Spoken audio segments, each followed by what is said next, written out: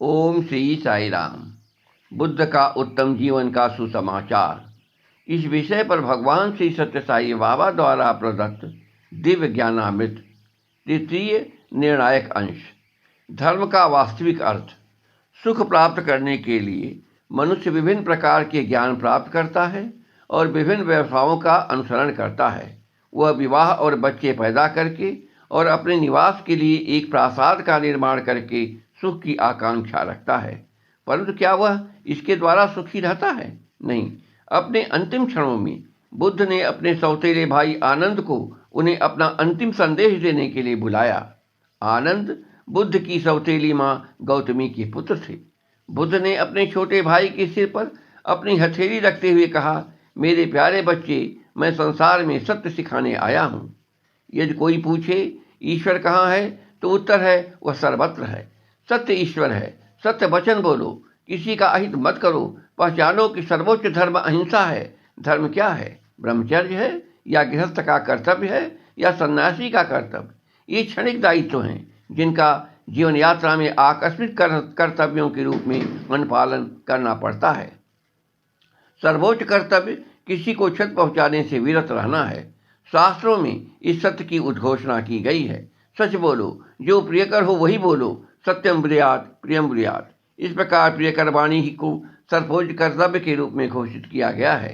बुद्ध ने आनंद को अवगत कराया कि यह सत्य उन्होंने अपने अनुभव से सीखा है। उन्होंने कहा कि जब मैंने राजभवन छोड़ा तो मेरे पिता राजा से कहा गया कि परिवार का परित्याग करके मैं अनुचित कार्य कर रहा हूँ। मेरे माता पिता, सगे संबंधी और अन्य लोगों ने पारिवारिक जीवन के बंधन में लौटने के लिए मुझ पर अनुचित दबाव डालने का प्रयास किया। उनकी ओर से किए गए इन अनुचित प्रयासों ने मुझे आध्यात्मिक मार्ग पर चलने के लिए और अधिक दृढ़ संकल्पित कर दिया।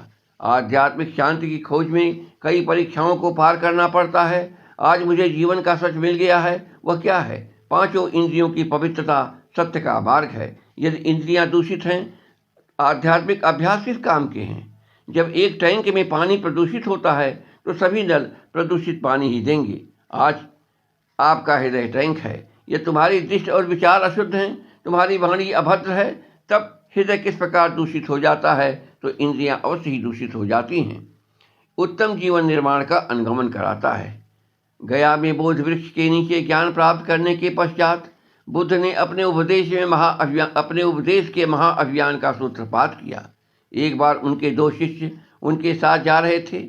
बुद्ध ने देखा कि वे कुछ स्त्रियों को देख रहे हैं जो एक नदी से जल ला रही थीं। बुद्ध ने उन्हें उनके दुराचार का तिरस्कार किया और उन्हें संघ से निष्कासित कर दिया। उन्होंने कहा कि मार्ग पर चलते समय दृष्टि सामने मार्ग पर केंद्रित होनी चाहिए और पथभ्रष्ट नहीं होना चाहिए।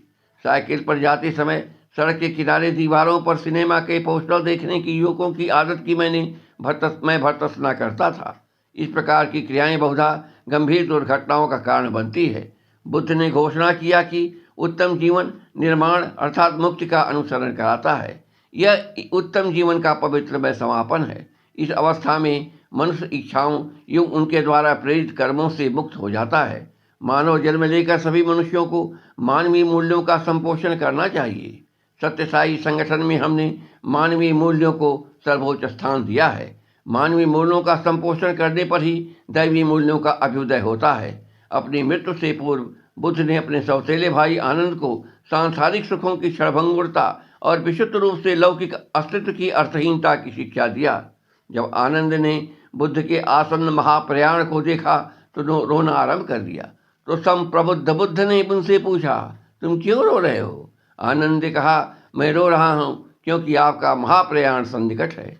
बुद्ध ने उनसे कहा, तुम्हें इसकी चिंता नहीं करनी चाहिए कि यह शरीर क्या होगा जो नश्वर है और दुर्बलताओं से परिपूर्ण है। उन्होंने आनंद को उपदेश दिया, शरीर या मन के विषय में व्याकुल मत हो, वरन अंतरात्मा के आदर्शों पर आधारित जीवन का अनुसरण करो। यही उपदेश देते हुए बुद्ध ने अपनी अंतिम सांस लिया।